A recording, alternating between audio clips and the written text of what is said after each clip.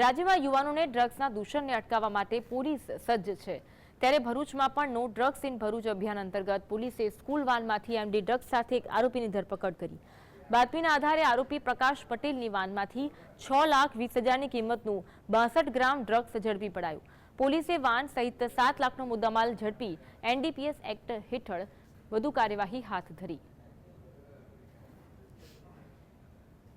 એક સ્કૂલ વાનમાં ચાવદથી ભરૂચ તરફ એક ઈસમ આવે છે અને એની સ્કૂલ વાનમાં એમડીનો જથ્થો છે।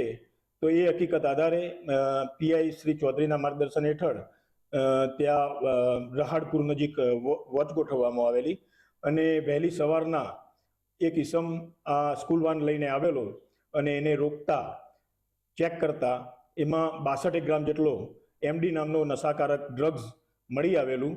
તો એ સંબંધમાં એના વિરુદ્ધમાં કાયદેસર કાર્યવાહી હાથ ધરી ભરૂચ એ ડિવિઝન પોલીસ સ્ટેશનમાં ગુનો દાખલ કરવામાં આવેલો છે।